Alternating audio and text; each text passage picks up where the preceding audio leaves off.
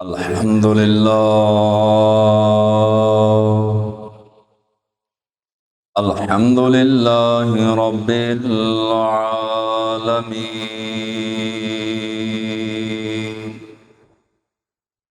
والعاقبة للمتقين الصلاة والسلام على سيد الأنبياء والمرسلين أما بعد فأعوذ بالله من الشيطان الرجيم بسم الله الرحمن الرحيم وَأَقِيمُوا الصَّلَاةَ وَآتُوا الزَّكَاةَ وَارْكَعُوا مَعَ الرَّاكِعِينَ صدق الله العظيم إن الله وملائكته يصلون على النبي يا أيها الذين آمنوا صلوا عليه وسلموا تسليما بابا سے بلند روشنی پڑھیے الصلاة والسلام عليك يا رسول الله وعلى آلك وأصحابك يا حبيب الله الصلاة والسلام عليك يا نبي الله وعلى آلك وصحابك يا نور الله اللہ کی حمد و ثنا کے بعد لاکھوں درود نبیوں کے سردار حبیب پروردگار شفیع رود شمار ہم بے کسوں کے مددگار غیب پر خبردار رسولوں کے سالار تاجدار مدینہ راحت قلب و سینہ فیض گنجینہ صاحب معطر پسینہ باعث نزول سکینہ سبحان اللہ شہنشاہ حسینہ شہنشاہ قوبہ تاج الانبیاء امام الانبیاء زینت الانبیاء شہنشاہ انبیاء سبحان اللہ حسن الانبیاء خطیب الانبیاء فخر الانبیاء صلی اللہ تعالی علیہ وآلہ وسلم کی بارگاہ ناز پہ اپنی عقیدتوں محبتوں کا خراج پیش کرنے کے بعد واجب الاحترام ذوی الاحتشام برادران اسلام السلام علیکم ورحمۃ اللہ وبرکاتہ وعلیکم السلام ورحمۃ اللہ وبرکاتہ خالق کائنات کا فضل و کرم ہے کہ جس رب نے ہمیں اسلام کی دولت سے مالا مال کیا کروڑ ہا کروڑ اللہ کا شکر ہے کہ جس رب نے ہمیں مسلمان گھرانے کے اندر پیدا کیا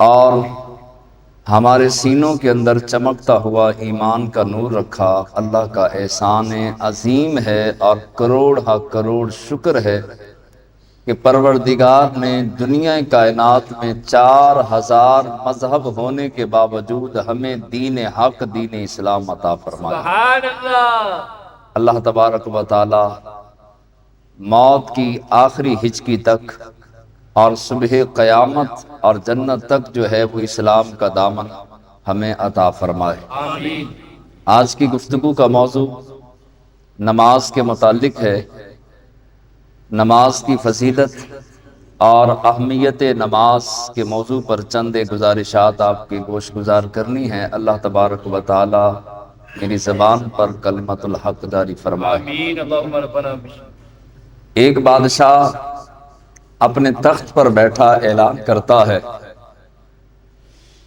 اسے بیماری لاحق ہوئی موٹاپے کی اور اس نے اعلان کیا کہ ایسا طبیب ایسا حکیم تلاش کر کے لاؤ جو میرا علاج کرے بہت سارے حکماء کو بلایا گیا لیکن بادشاہ مطمئن نہ ہوا بادشاہ کے محل کے سامنے ایک آدمی زوردار آواز سے کہہ رہا تھا کہ کوئی ہے جس کا میں موٹاپے کا علاج کروں بادشاہ کا تخت بچھا ہے بادشاہ اپنے تخت پر بیٹھا ہے وزراء بیٹھے ہیں سفیر بیٹھے ہیں وزیر بیٹھے ہیں اور بادشاہ نے کہا کہ دیکھو تم دور دراز سے حکیموں کو تلاش کر کے لائے مگر میں کسی حکیم سے مطمئن نہیں ہوا، جاؤ جا کر اس آدمی کو لے کر آؤ۔ وزیروں نے کہا حضور اگر یہ اتنا بڑا حکیم ہوتا، اتنا بڑا طبیب ہوتا تو گلی اور بازاروں میں کیوں پھرتا؟ یہ اپنے گھر میں بیٹھتا، اس کے پاس مریضوں کی لائنیں لگ جاتی، لیکن یہ گلی اور بازاروں میں دھکے کھا رہا ہے۔ اس کا معنی یہ ہے کہ یہ کوئی مستند حکیم نہیں ہے۔ بادشاہ نے کہا کہ میرے حکم پر عمل کیا جائے، سلطان میں ہوں، بادشاہ میں ہوں، تم نہیں ہو۔ جاؤ اور جا کر کے اس آدمی کو لے کر آؤ۔ وزیر گئے، دوڑے اور جا کے اس آدمی سے سلام کیا، سلام کے بعد بادشاہ کا پیغام دیا اور اسے لے آئے۔ اس طبیب نے آ کر بادشاہ کو اچھے انداز کے ساتھ چیک کیا، زبان چیک کی، بادشاہ کی آنکھیں چیک کی۔ بادشاہ کا سارا چیک اپ کرنے کے بعد، معائنہ کرنے کے بعد وہ حکیم کہنے لگا بادشاہ تم اسی ہفتے مر جاؤ گے، اسی ہفتے تمہارا انتقال ہو جائے گا۔ بادشاہ بڑا پریشان ہوا، کہا کہ میں موٹاپے کا علاج کرتا ہوں، لیکن میں تمہیں خبر دے رہا ہوں، تمہیں بتا رہا ہوں۔ وہ طبیب، وہ حکیم بادشاہ کو کہنے لگا کہ اسی ہفتے تیرا انتقال ہو جائے گا۔ اب بادشاہ جو ہے وہ بڑا پریشان ہوا، کہنے لگا تھا تو مجھے موٹاپا، لیکن موت کے کنارے میں کھڑا ہوں، یہ علم نہیں تھا۔ وہ حکیم جو ہے وہ مخصوص دوائیاں بنا کر کے اس بادشاہ کو دے کر چلا گیا۔ اب بادشاہ روتا جا رہا ہے، روتا جا رہا ہے، دن بھی روتا ہے، رات بھی روتا ہے۔ وزیر بیٹھے اور کہا کہ جناب، عالی جناب، وہ حکیم نہیں تھا، وہ تو پاگل آدمی تھا۔ آپ کسی ایرے غیرے کسی پاگل آدمی کے پیچھے لگ کے غمزدہ ہو رہے ہیں، پریشان ہو رہے ہیں۔ آپ پریشان نہ ہوں، آپ نہیں مرتے۔ وہ آدمی کوئی عقل مند نہیں تھا اور ذہنی طور پہ عقل توازن نہیں رکھتا تھا، لہٰذا آپ پریشان نہ ہو۔ بادشاہ نے کہا نہیں، اس نے جیسے جیسے کہا مجھے ویسے ویسے ہی ہوتا تھا۔ اس نے میری زبان چیک کی، مجھے معدے کے متعلق بتایا، وہ بتایا جو کچھ میرے ساتھ ہوتا تھا۔ میری آنکھوں کو بتایا، آنکھوں کو دیکھنے کے بعد، معائنہ کرنے کے بعد جو کچھ میرے ساتھ ہوتا تھا اس حکیم نے وہی بتایا۔ لہٰذا سارا اس نے تسلی سے چیک اپ کیا، میری موت واقعی اسی ہفتے ہو جائے۔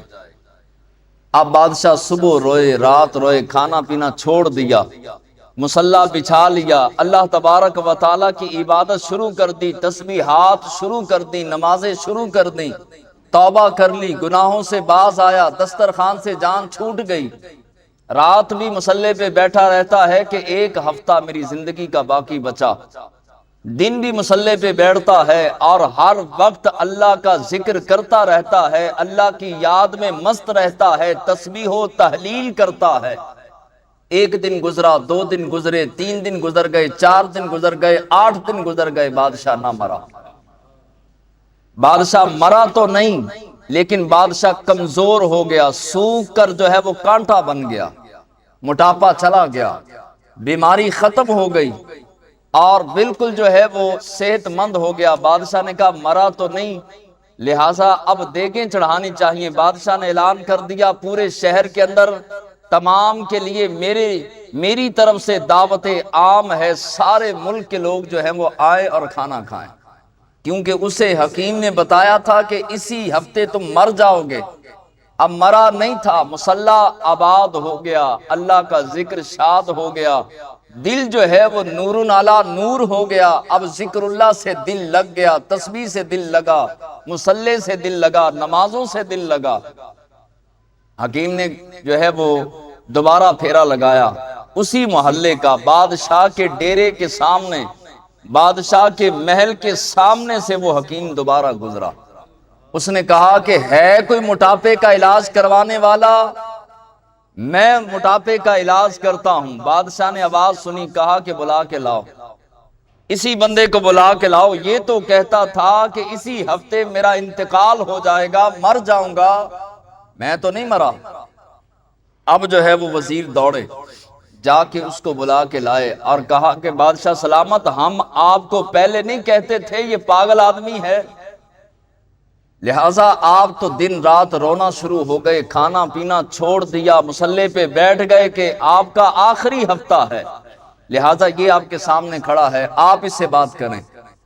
بادشاہ نے کہا ہاں بھئی، تو کہتا تھا کہ میں ایک ہفتے میں مر جاؤں گا، میں تو نہیں مرا، ایک ہفتہ گزر گیا اور میں جو ہے وہ اپنا زندہ ہوں، تیرے سامنے کھڑا ہوں، تو جھوٹا آدمی ہے، تو نے جھوٹ بولا تھا۔ وہ حکیم اور طبیب مسکرا کے کہنے لگا جناب آپ یہ بتائیں آپ پتلے ہوئے کہ نہیں ہوئے؟ آپ کی بیماری، آپ کا موٹاپا جاتا رہا کہ نہیں جاتا رہا؟ کہا کہ ہاں میرا موٹاپا تو چلا گیا، بیماری چلی گئی، میں صحت مند ہو گیا، سوکھ گیا اور بالکل پتلا ہو گیا، لیکن یہ بتا کہ تو نے جھوٹ کیوں بولا؟ وہ حکیم کہنے لگا میں نے جھوٹ نہیں بولا تھا، میں نے کہا تھا کہ اسی ہفتے میں آپ کی موت ہو جائے گی۔ اب دوجا ہفتہ تو آنا نہیں، ہفتے میں یہ جو دن ہوتے ہیں جمعہ، ہفتہ، اتوار، پیر، منگل، بدھ، جمعرات، اسی ہفتے کے اندر ہی جب موت آئے گی اسی ہفتے میں موت آئے گی، آگے پیچھے تو نہیں آنی۔ ہفتے کا کوئی نہ کوئی دن یہی دن ہوگا، یا جمعہ ہوگا یا ہفتہ ہوگا یا اتوار ہوگا یا پیر ہوگا یا منگل ہوگا یا بدھ ہوگا یا جمعرات۔ اب اس کے علاوہ تو اور کوئی دن نہیں آئے گا جس میں آپ کو موت آئے، اسی ہفتے میں آپ کو موت آنی ہے، یعنی اسی ہفتے کے کسی نہ کسی دن آپ کو موت آئے گی۔ میں نے سچ کہا تھا، سچ بھی بول گیا، آپ کا علاج بھی کر گیا۔ موٹاپا گیا کہ نہیں؟ اس نے کہا کہ چلا گیا۔ اب جو ہے وہ بادشاہ نے بہت سارے انعام و اکرام منگوائے، کہا کہ تو نے مجھے موت کی یاد دلا کر مجھے مصلی دکھایا، مجھے رب سے ملایا، مجھے ذکر اللہ سے ملایا، رب کی یاد کے اندر میرے زبان اور میرے دل اور میرے جسم کو لگایا، تیرا شکریہ۔ بادشاہ نے انعام و اکرام، ہیرے موتی جواہرات، سونا چاندی حکیم کو دیا۔ بادشاہ نے وہ سارے کا سارا جو ہے وہ جب انعام و اکرام دے دیا تو حکیم کہنے لگا بادشاہ جس نے مر جانا ہو ان چیزوں سے دل نہیں لگانا چاہیے، اپنے پاس رکھ، بس میں موٹاپے کا علاج کرتا ہوں، اس سے ملنے والے پیسوں کو اپنے بچوں پر خرچ کرتا ہوں، اضافی چیز کی ضرورت نہیں۔ جس بندے نے مر جانا ہو اس کو ان انعام و اکرام کی، ہیرے موتی جواہرات کی ضرورت نہیں ہوتی۔ ہاں میں زندہ رہتا ہمیشہ کے لیے تو تجھ سے انعام ضرور لیتا۔ اور وہ حکیم دوبارہ سے پیچھا کر کے ایسا بادشاہ کے دربار سے نکلا کہ کبھی کسی نے نہیں دیکھا۔ خالق کائنات نے ہمیں سمجھا دیا، بتلا دیا، اور اس حکیم نے بتایا کہ یاد رکھو اگر اتوار کا دن ہے تو سمجھ لو کہ اتوار والے دن ہو سکتا ہے تمہاری موت ہو، ہفتے کا دن چڑھے تو ہفتے والے دن سوچو کہ ہو سکتا ہے جس دن میرا انتقال ہو اس دن ہفتے کا دن ہو، جمعے کا دن چڑھے تو جمعے والے دن تصور کرو اور ذہن کے اندر رکھو کہ ہو سکتا ہے جس دن میری روح نکلے، میرے جسم سے میری روح جدا ہو تو جمعے کا دن ہو، اور پیر کا دن ہو تو پیر کا تصور کرو، منگل کا دن ہو تو منگل کا تصور کرو، بدھ کا دن ہو تو بدھ کا تصور کرو، جمعرات آئے تو یہ سوچو کہ ہو سکتا ہے میری سانسیں اکھڑنے کا دن، میری سانسیں ختم ہونے کا دن ہو سکتا ہے جمعرات، کیونکہ اسی ہفتے میں کوئی نہ کوئی دن ہوگا جب آپ کا اور میرا وہ آخری دن ہوگا۔ جب انسان یہ سوچ لیتا ہے تو نماز نہیں چھوڑتا، جب انسان کے تصور میں موت ہر لمحہ ہر وقت ہوتی ہے تو انسان جو ہے وہ کبھی بھی نمازوں کو ترک نہیں کرتا۔ استاد ذی وقار، اللہ کے ولی، اللہ کے برگزیدہ بندوں کی بارگاہ میں اور میرے ساتھ میرے کلاس فیلو بیٹھے تھے، ہم نے کہا حضور نصیحت کریں، کوئی ایسا عمل بتائیں، کوئی ایسی نیکی بتائیں، کوئی ایسا وظیفہ بتائیں، کوئی ایسے سجدے بتائیں، کوئی ایسی عبادت بتائیں کہ جس عبادت سے رب مل جائے۔ اب استادوں نے ٹھنڈی سانس لی۔ پہلے کے ادوار میں آج سے 20-25 سال پہلے جب لوگ بزرگوں کو ملا کرتے تھے تو کاروباری رونے نہیں روتے تھے، اور دنیاوی مشکلات پریشانیاں نہیں بتاتے تھے، کمیٹی نکل آئے یہ نہیں پوچھتے تھے، بلکہ کہتے تھے حضور نصیحت کریں تاکہ ہماری آخرت درست ہو جائے، قبر بہتر ہو جائے، رب راضی ہو جائے، رب کا رسول راضی ہو جائے۔ اب جو ہے وہ طلباء بھی بیٹھے ہیں، میں بھی موجود تھا، عرض کیا حضور ایسا کوئی عمل بتائیں رب راضی ہو جائے۔ تو آپ نے ٹھنڈی سانس لی اور 2 یا 3 منٹ کی خاموشی اختیار کی۔ اس کے بعد آپ نے فرمایا کہ عبادت سے انسان گناہ نہیں چھوڑتا، ہاں موت کو یاد رکھنے والا کبھی گناہ کرتا نہیں۔ جس بندے کو موت یاد ہوتی ہے وہ گناہوں کے قریب نہیں جاتا۔ نماز پڑھنے والا، روزہ رکھنے والا، حج کرنے والا، زکوٰۃ دینے والا تو گناہ کر سکتا ہے، عبادت کرنے والا گناہ کر سکتا ہے، مگر موت کو یاد رکھنے والا گناہوں کے قریب نہیں جاتا۔ لہذا اگر رب کو راضی کرنا چاہتا ہے، رب منانا چاہتا ہے، رب کو حاصل کرنا چاہتا ہے، اللہ کا قرب پانا چاہتا ہے تو ہمیشہ موت کو یاد رکھنا۔ ہم نمازیں کیوں نہیں پڑھتے؟ کل سے پڑھیں گے، پرسوں سے پڑھیں گے۔ موت یاد نہیں، اگر موت یاد ہوتی تو یہ سوچتے کہ ہو سکتا ہے آج کی ظہر کی نماز میری آخری نماز ہو سکتا ہے آج کی عشاء کی نماز آخری عشاء ہو، میں آرام کروں تو اس کے بعد رب کا حکم آ جائے اور اٹھنا نصیب نہ ہو۔ اگر موت یاد ہوتی تو مسجد آباد ہوتی، مسجدوں کے ہر حال بھرے ہوتے اور انسان کسی صورت بھی نماز کو ترک نہ کرتا۔ قیامت کے دن جنتی لوگ جہنمیوں سے سوال کریں گے، یہ اللہ نے قرآن کے اندر بیان کیا۔ جنتی لوگ جہنمیوں سے سوال کریں گے اور پوچھیں گے کہ اے جہنمیوں، رب نے کس گناہ کی وجہ سے تمہیں نار جہنم کے اندر جلایا؟ کس وجہ سے آگ میں جل رہے ہو؟ کس وجہ سے جہنم ملی؟ اب یہ جنتی سوال کر رہے ہیں اور اسی سوال کا ذکر اللہ نے قرآن میں بیان کیا اور اس کا جواب بھی رب نے قرآن میں بیان کیا۔ اب جو ہے وہ جہنمی بولیں گے، کہیں گے کہ ہم 3 عمل نہیں کرتے تھے، 3 چیزیں اس پر عمل نہیں کرتے تھے۔ اس کے علاوہ بھی علماء نے بیان کی، ان میں سے پہلی چیز ہے کہ ہم نماز نہیں پڑھتے تھے، دوسری چیز ہم والدین کا ادب نہیں کرتے تھے، اور تیسری چیز بتایا کہ ہم والدین کے ادب کے ساتھ حرام روزی کمایا کرتے تھے، حرام لقمہ خود بھی کھایا کرتے، جھوٹ بول کر سودا بیچ کر اپنے سیل مین کی طرف آنکھ مار کے یہ کہنا کہ اسے سیل مینی کہتے ہیں، اسے سیل مینی نہیں حرام خوری کہتے ہیں۔ سیل مینی یہ ہے کہ انسان سچ بھی بولے، دیانتدار بھی ہو، ایماندار بھی ہو اور سچائی کے ساتھ سودا بیچ کر آنے والے کا بھی فائدہ کرے، اپنا بھی فائدہ کرے، اس کو سیل مین کہا جاتا ہے۔ اب جہنمی کہیں گے کہ ہم نماز نہیں پڑھتے تھے، اس وجہ سے اللہ نے ہمارے حق میں نار کا، جہنم کا جو ہے وہ حکم دیا۔ اور یاد رکھیے نماز ہر عاقل و بالغ، ہر مسلمان عورت اور مرد پر فرض ہے، جہاد میں بھی فرض ہے، بیماری میں بھی فرض ہے، مسافرت کے اندر بھی فرض ہے، ہر پوزیشن، ہر صورتحال میں نماز فرض ہے، نماز سے چھٹکارا نہیں۔ بعض لوگ سال کے 1 دن کے نمازی ہیں، عید کے نمازی، بعض جمعے کے نمازی، اور بعض دن کے 2 مرتبہ کے نمازی، اور بعض اللہ کی دی گئی توفیق سے 5 وقت کے نمازی ہیں۔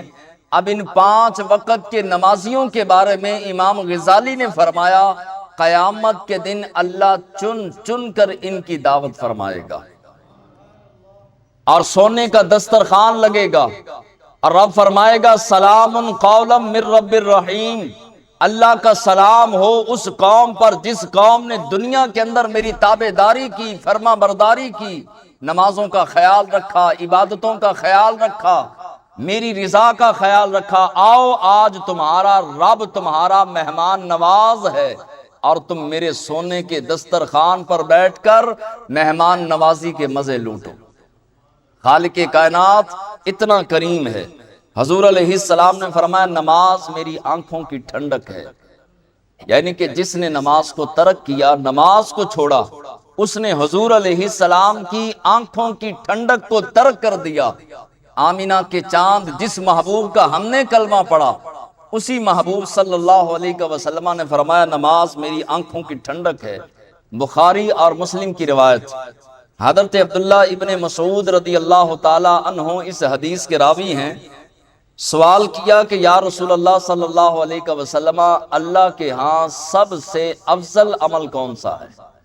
سب سے بہترین عمل، سب سے بڑا عمل کون سا ہے؟ یہ سوال حضرت عبداللہ ابن مسعود رضی اللہ تعالی عنہ نے بارگاہ مصطفیٰ میں کیا صلی اللہ علیہ وسلم۔ حضور علیہ السلام نے جواب دیا کہ اللہ کے نزدیک سب سے بہترین عمل نماز ہے۔ عرض کیا بندہ نماز، دوسرا فرمایا والدین کی تابعداری کرنا، والدین کی خدمت کرنا، والدین سے پیار کرنا، والدین کا ادب کرنا، والدین کی تعظیم کرنا، والدین کا احترام کرنا، والدین سے مودت رکھنا، والدین سے محبت رکھنا، سب سے افضل ترین عمل۔ عرض کیا بندہ نماز، اس کے بعد؟ فرمایا اس کے بعد جہاد ہے، رب کو جہاد بڑا پسند ہے۔ اور پھر حضرت عبداللہ ابن مسعود پوچھتے گئے، حضور جواب دیتے رہے، پہلے نمبر پر یہ، دوسرے نمبر پر یہ، تیسرے پر یہ، چوتھے پر یہ، پانچویں پر یہ، لیکن پہلا نمبر آمینہ کے چاند نے نماز کو دیا۔ کئی ایسے بدبخت فقیر ہماری اس دھرتی پہ معاشرے پہ رہتے ہیں، ان کو نماز کا کہا جائے، اپنے آپ کو فقیر کہیں گے، اپنے آپ کو درویش کہیں گے، اپنے آپ کو پیر کہیں گے، اور کہیں گے جناب ہماری نماز تو دل کی نماز ہے، ہم تو ہر ٹائم نماز میں ہیں، ہماری نماز اور ہے، ملا کی نماز اور ہے، مولوی کی نماز اور، ہماری نماز اور۔ یہ کلمہ کہتے ہی وہ دار اسلام سے خارج۔ کیوں؟ کیونکہ علماء کرام نے تو نماز کی دعوت دینی ہے، حق بیان کرنا ہے، شریعت بیان کرنی ہے۔ یاد رکھیے جو دین کا باغی ہوگا وہ دین پر حملہ نہیں کرے گا، وہ دین کے سپاہی اور دین کی سرحدوں کے محافظوں علماء پر سب سے پہلے حملہ کرے گا، اور علماء کے ذریعے سے اسلام پر حملہ کرے گا۔ آپ یہ ذہن میں رکھ لیں، سوشل میڈیا پر اگر اپنے ایمان کو بچانا چاہتے ہیں تو یہ بات ذہن میں رکھیں، جو دین کا باغی ہوگا، اسلام کا باغی ہوگا، قرآن کا باغی ہوگا، وہ ڈائریکٹ قرآن پر حملہ نہیں کرے گا، اسلام پر، دین پر حملہ نہیں کرے گا، بلکہ وہ علماء کرام پہ حملہ کرے گا، علماء کے ذریعے وہ اسلام پر حملہ آور ہوگا۔ کیونکہ ڈائریکٹ حملہ کرے گا تو اسے پتا ہے ممتاز قادری پاکستان میں رہتے ہیں، علم و دین جو ہے وہ پاکستان میں رہتے ہیں، کوئی نہ کوئی واصل جہنم مجھے کر دے گا، لہذا ڈائریکٹ اسلام پر حملہ نہیں ہوگا، وہ علماء کے ذریعے سے اسلام پر حملہ آور ہوگا۔ تو آپ نے دیکھے ہوں گے سوشل میڈیا پر، اور اپنے دائیں بائیں ایسے فقیر بڑی بڑی لٹیں رکھی ہیں، بڑی بڑی زلفیں رکھی ہیں، اور نماز کا کہا جائے نماز سناؤ تو سبحانک اللہ بھی پڑھنی نہیں آتی، التحیات درود ابراہیم بھی پڑھنا نہیں آتا، اور کہیں گے جناب ہماری نماز اور ہے، ہم مولویوں والی نماز نہیں پڑھتے ہو، بدبختہ مولویوں کے باپ کی نماز نہیں، رسول اللہ کی نماز ہے۔ اگر حضور علیہ السلام مسجد نبوی میں نمازیں پانچوں پڑھتے رہے، تہجد پڑھتے رہے، تو کیا تو رسول اللہ سے نعوذ باللہ آگے چلا گیا؟ حضور علیہ السلام نے تو یہ نہیں فرمایا کہ میرے دل کی نماز ہے، جب حضور جن کا کلمہ پڑھا ہے وہ نمازیں پڑھتے پڑھاتے رہے، اور آج کوئی بدبخت اٹھ کے کہہ دے کہ نماز کی ضرورت ہی نہیں۔ نماز کو ہلکا جاننا یہ دار اسلام سے خارج کر دیتا ہے۔ اسی لیے علماء فرماتے ہیں کہ صبح کی نماز کے وقت، فجر کی نماز کے وقت اگر کسی کو اٹھاؤ تو اس کو فوراً نہ یہ کہو کہ نماز پڑھو، بلکہ اسے اٹھاؤ جب وہ ہوش میں آ جائے، اٹھ کے بیٹھ جائے، حواس اس کے قائم ہو جائیں، تو پھر کہا جائے نماز پڑھو۔ یہ نہ ہو کہ نماز کی حالت میں، اپنا نیند کی حالت میں وہ نماز کا انکار کر دے۔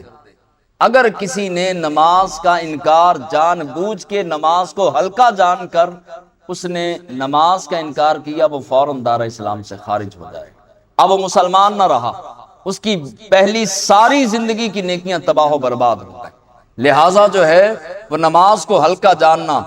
والی بغداد حضور غوث پاک رضی اللہ تعالی عنہ یہ بات سننے کے بعد، یہ بات شیخو پورہ کا ایک گاؤں تھا، وہاں پر میں نے یہ بات سنائی، تو تقریر تھی، تقریباً 1.5 گھنٹے کی تقریر تھی، لیکن میں نے 1 گھنٹہ تقریر کی، اور واپس جب میں آیا تو 1 ہفتے کے بعد وہاں کے امام صاحب نے مجھے فون کیا اور فون کر کے کہنے لگے کہ وہ جو بات آپ سنا کر گئے تھے اس بات کی برکت سے ہمارا پورے کا پورا گاؤں نمازی بن گیا۔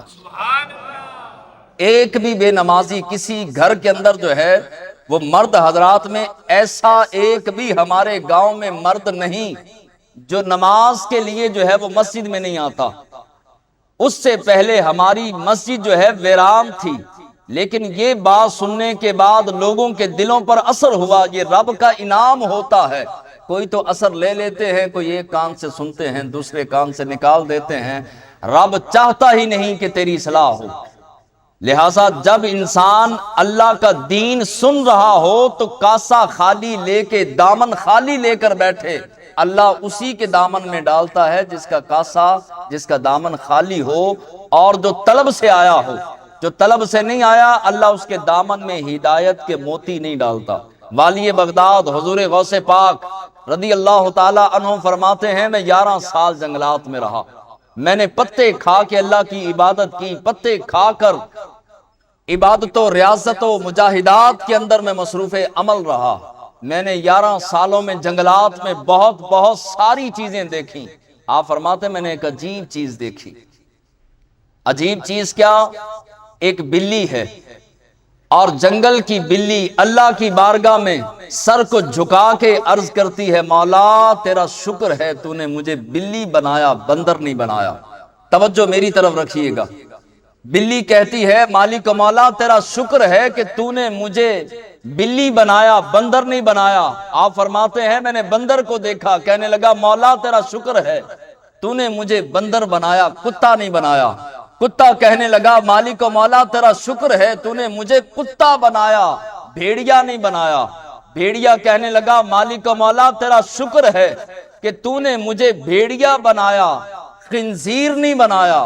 اور غوث اعظم فرماتے ہیں میری چیخ نکل گئی جب میں نے خنزیر کو کہتے ہوئے سنا۔ خنزیر کا سر جھکا ہوا تھا، جنگل کی اندھیری رات تھی اور وہ خنزیر اللہ کی بارگاہ میں عرض کر رہا تھا مولا تیرا شکر ہے تو نے مجھے خنزیر بنایا، بے نمازی نہیں بنایا۔ تیرا شکر ہے مجھے خنزیر بننا قبول ہے، بے نمازی بننا قبول نہیں۔ غوث اعظم شیخ عبد القادر جیلانی فرماتے ہیں او مسلمانہ تجھ سے خنزیر بھی پناہ مانگتا ہے اگر تو بے نمازی ہے، اور اگر نمازی بن جائے اور رب کا بن جائے تو پھر تیرے نام کے نکارے، تیرے نام کی بلندی رب فرشتوں کے ذریعے سے زمین و آسمان پر کر دیتا۔ اگر تو واقعی مسلمان بن جائے، اگر تیرا ایمان روشن ہو جائے، اگر سجدوں کا نور تیرے دامن کے اندر آ جائے تو پھر رب فرشتوں کے ذریعے سے تیرے نام کے نکارے بجا دیتا ہے۔ پھر جو ہے وہ درباروں پہ لکھ دیا جاتا ہے گنج بخشے فیض عالم مظہر نور خدا نا کے سارا پیر کامل کامل آرارا رحمہ۔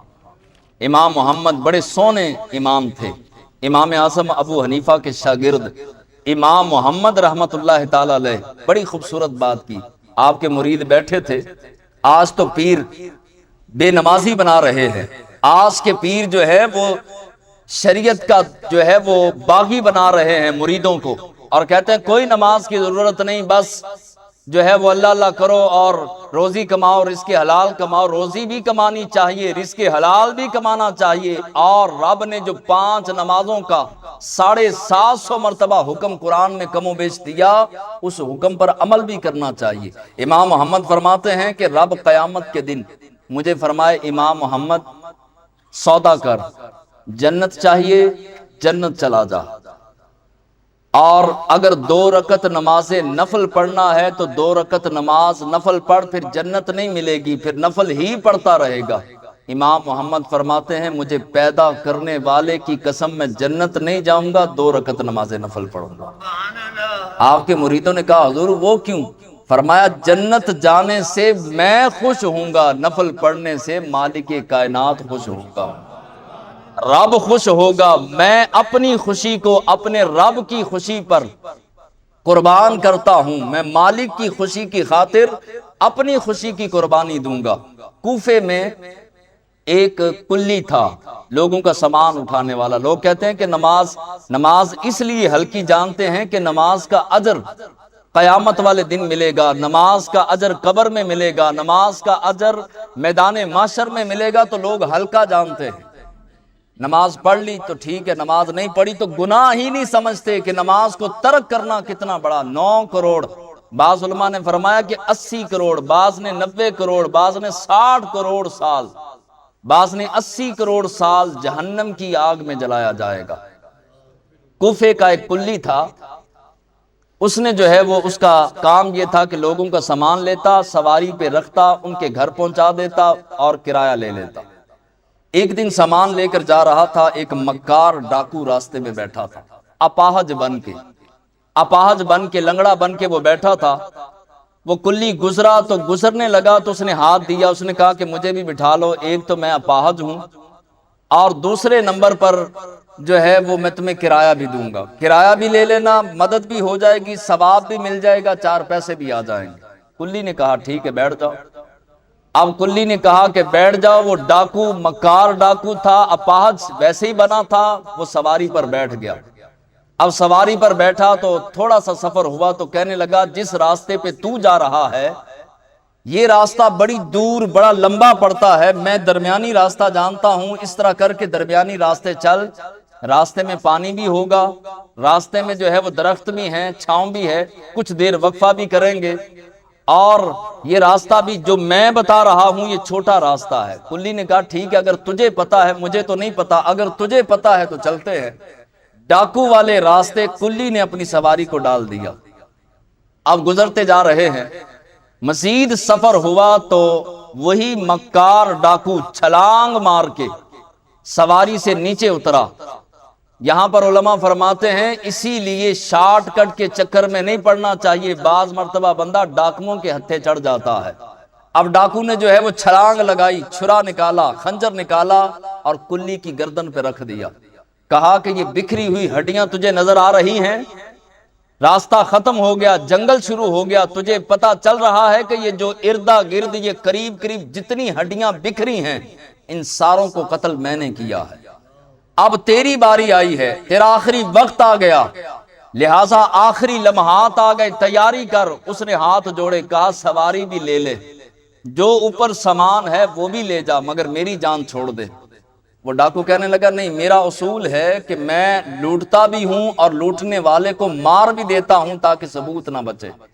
اس نے کہا چلو ٹھیک ہے، تو نے مار ہی دینا ہے، سجدے کی طاقت دیکھیے۔ کہا کہ ٹھیک ہے، اگر تو نے مار ہی دینا ہے تو میری آخری خواہش ہے کہ میں 2 رکعت نماز نفل پڑھ لوں، اگر تو اجازت دے۔ ڈاکو نے کہا جلدی کر۔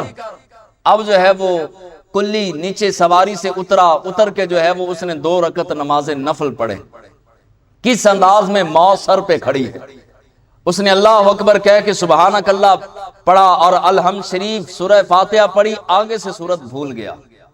دل کے اندر جو ہے وہ سورت یاد کرتا ہے، بہت ساری سورتیں زبانی یاد تھیں مگر موت سر پہ کھڑی ہو تو بندہ بھول ہی جاتا ہے۔ اب بھول گیا، سورت یاد کوئی نہ آئے لیکن قرآن کی آیت یاد آ گئی، مولا تجھ سے زیادہ قریب اور کون ہے جو میری مدد کرے، میری جان بچائے، مولا تو ہی ہے سازگار، تو ہی مدد کرنے والا ہے۔ رکوع کیا، سجدہ کیا، جب سجدے میں سر رکھا دل ہی دل میں رب سے کنیکشن ہوا، رب سے بات کرنے لگا، مولا موت سر پہ کھڑی ہے، چھوٹے چھوٹے بچے ہیں، ابھی یہ چند لمحات کے بعد خنجر سے میرا سر قلم کر دے گا، مولا میری مدد فرما۔ ابھی نماز پوری نہیں ہوئی تھی، گھوڑ سوار آیا، ایک گھوڑے پر جو ہے وہ جوان سوار نقاب پوش آیا، اس نے ڈاکو کا سر قلم کیا، اس نے سلام پھیر کے دیکھا تو گھوڑے پر ایک جو ہے وہ نقاب پوش تھا، اور آسمانوں سے ایک بجلی اتری اور آگ اتری، اس آگ نے اس ڈاکو کے جسم کو جلا کے راکھ کر دیا۔ اب یہ قدموں میں گرا، اس جو ہے وہ گھوڑ سوار کے گھوڑے پر آنے والے کے قدموں میں گرا، کہنے لگا میری مشکل میں کام آنے والے تو کون ہے؟ کہا کوئی سچے دل سے پکارے رب مدد بھیج ہی دیتا ہے، میں رب کی مدد ہوں، چھوڑ میں کون ہوں، لیکن یاد رکھ تو نے سچے دل سے سجدے کی حالت میں اپنے رب کو پکارا، رب نے تیری مدد کے لیے مجھے یہاں پہ بھیج دیا۔ بندہ پکارنے والا ہونا چاہیے، دل سے پکارنے والا، یاد کرنا آنا چاہیے۔ ایک مدینہ المنورہ کے قریب مضافات میں ایک دیوانی عورت تھی، کلمہ پڑا، مسلمان ہو گئی۔ سارے گھر والے کافر ہیں، سننا بڑا آسان، سنانا آسان، لیکن جن پر بیتی ہے ان کو پتہ چلتا ہے۔ وہ دیوانی عورت کلمہ پڑھ کے مسلمان ہوئی۔ باپ نے جب سنا کہ یہ نماز بھی پڑھتی ہے اور یہ کلمہ بھی پڑھتی ہے، باپ نے بڑا مارا، کہا آج کے بعد نہ نماز پڑھے گی اور نہ کلمہ پڑھے گی۔ کہا نہیں بابا، جان جا سکتی ہے مگر ایمان نہیں جا سکتا۔ آج دکانوں پر بیٹھ کر نمازیں نہ پڑھنے والے، صوفوں پر بیٹھ کے، بیڈوں پر بیٹھ کے، قالینوں پر بیٹھ کے اور خوبصورت زندگی گزارنے والے نماز نہیں پڑھ رہے۔ ظاہراً جو ہے وہ کافروں کے گھر میں رہنے والی ایک دیوانی، جس نے رسول اللہ سے کبھی ملاقات بھی نہیں کی تھی صلی اللہ علیہ وسلم، کلمہ پڑھا، مسلمان ہو گئی۔ باپ نے بڑا ہی مارا۔ اگلی نماز کا وقت ہوا، اس نے پھر مصلی بچھا لیا، بہتے خون کے ساتھ، زخموں سے چور ہے لیکن نماز پڑھ رہی ہے۔ وقت گزرتا گیا، باپ روز مارتا، مار مار کے تھک گیا، آخر کار وقت گزرتا گیا، باپ نبینا ہو گیا۔ بیٹی بیٹی ہوتی ہے، جس طرح ماں ماں ہوتی ہے، بیٹی بیٹی ہوتی ہے۔ باپ کی چارپائی کے قریب آئی، آ کے باپ کے قدموں پہ ہاتھ رکھا، کہا بابا آپ کی دنیا اجڑ گئی، آپ نبینا ہو گئے۔ ساتھ روتی جا رہی ہے اور ساتھ باپ کا دل ہولا کر رہی ہے، باپ کی دل جوئی کر رہی ہے۔ کہا بابا میرا دل کرتا ہے آپ کو نظر آئے۔ اس نے کہا بیٹا کہ اس کا علاج نہیں ہے۔ باپ کہنے لگا اس کا علاج نہیں۔ بیٹی کہنے لگی بابا جی، بابا میں ایک ایسے حکیم کو جانتی ہوں جس نے ایسا سرما تیار کیا ہے، اگر نبینا کی آنکھ میں ڈال دیا جائے تو وہ بینا ہو جاتا ہے۔ باپ بڑا پریشان ہوا، کہنے لگا آج تک میں نے تو نہیں سنا، اگر بیٹی تو نے سنا ہے تو جلدی کر سرما لا۔ اب ایمان اور عشق فیصلے کرنے میں خود بڑا دلیر ہوتا ہے۔ بیٹی مضافات مدینہ سے چلتی ہے، مدینہ کے قریبی گاؤں سے دوڑتی، دوپٹہ لے کر، پردہ کر کے اللہ کے محبوب کے شہر مدینہ میں پہنچ جاتی ہے۔ جا کے پوچھتی ہے میرے آقا کدھر ہیں؟ کہا کہ وہ فلاں جگہ پر آرام فرما رہے ہیں، فلاں باغ میں آرام فرما رہے ہیں۔ وہ بیٹی، وہ اپنا قیامت تک آنے والی بیٹیوں کی سردار، وہ بیٹی دوڑتی ہوئی اللہ کے محبوب صلی اللہ علیہ وسلم کی بارگاہ میں پہنچی۔ صحابی نے کہا وہ رسول اللہ ہے۔ پہلی مرتبہ حضور کا چہرہ دیکھا تو زاروں کے تار رونے لگی، کہنے لگی کہ کیا خوبصورت چاند ہوگا، کیا خوبصورت سورج ہوگا۔ سورج چاند ہزاروں نہیں لاکھوں کی تعداد میں بھی لائے جائیں تو میرے محبوب کے قدموں کا بھی مقابلہ نہیں کر سکتے۔ اب وہ قریب آئی، حضور کا دیدار کر لیا۔ حضور قیلولہ فرما رہے تھے، دوپہر کا وقت تھا، آرام فرما رہے تھے۔ وہ قریب آئی، دوپٹہ بچھایا، حضور کے نالین پکڑے، دوپٹے پر زور سے جھاڑے اور وہ خاک پاک اکٹھی کر کے دوپٹے کے پلو میں باندھ کے کس نے سکھایا؟ آج کا ملا ہوتا تو کہتا کہ یہ بھی شرک ہے، کہاں لکھا ہے کہ ایسا کرنا چاہیے؟ وہ صحابیہ تھیں، وہ حضور کی غلام تھیں، انہوں نے سچے عشق کیے۔ ہماری طرح جو ہے وہ سوچ سوچ کے فتوے لے کر عشق نہیں کیا۔ کسی صحابی سے اس عورت نے، اس بیٹی نے نہیں پوچھا مجھے ایسا کرنا چاہیے؟ آیا اللہ اجازت دیتا ہے، اللہ کے رسول اجازت دیتے ہیں، قرآن اجازت دیتا ہے، شریعت اجازت دیتی ہے کہ نہیں؟ بلکہ عشق اپنے فیصلے کرنے میں خود بڑا دلیر ہوتا ہے۔ وہ بیٹی قریب آئی، حضور کے نالین، جوتے مبارک جھاڑے، پلو کو باندھا، چوما، سینے سے لگایا، دوڑتے ہوئی واپس گئی۔ باپ نے پوچھا بیٹی آ گئی؟ جی بابا آ گئی۔ سرما ملا؟ جی ملا۔ حکیم ملا؟ فرمایا ملا۔ اب بیٹی نے پلو سے جو ہے وہ خاک نکالی اور سرمے دانی لی اور سرمچو کے ساتھ وہ خاک لگانے سے پہلے کہا مالک و مولا میں نے تیرے محبوب سے اجازت نہیں لی، مولا میں نے تیرے محبوب سے نہیں پوچھا، کسی صحابی سے نہیں پوچھا، اپنے محبوب کے نالین کی اور میری نمازوں کی لاج رکھنا۔ میں بڑے مان سے گئی، بڑے مان سے آئی، مولا میرے باپ کی بینائی واپس کر دے۔ اس بیٹی نے پہلا جو ہے وہ سرمچو جب لگایا، باپ کی سیدھی آنکھ میں سیدھی آنکھ روشن ہوئی۔ باپ نے بیٹی کا ماتھا چوما، کہا بیٹی واہ، تیرے بھی واہ اور اس حکیم کے بھی واہ۔ دوسری آنکھ میں سرمے دانی کے ساتھ سرمچو کے ساتھ وہ خاکے پاک لگائی حضور کے قدموں والی، دوسری آنکھ بھی روشن ہو گئی۔ کہا پتر اس حکیم کا پتہ تو بتا۔ کہا بابا چھوڑیے رہنے دیں، اس حکیم کا پتہ آپ کیا کریں گے کیونکہ یہ دشمن تھا رسول اللہ کا۔ کہا نہیں بیٹا مجھے اس حکیم کا بتا جس نے ایسا کمال سرما تیار کیا۔ بیٹی چیخ مار کے رو کے کہنے لگی کوئی سرما سرما نہیں، یہ تو رسول اللہ کے قدموں کی خاک کا کمال ہے۔ اللہ نے محبوب کے جوڑوں کی خاک میں اتنا کمال رکھا ہے تو بابا سوچ اس ہستی میں کتنا کمال ہو۔ باخر دعوانا علیہ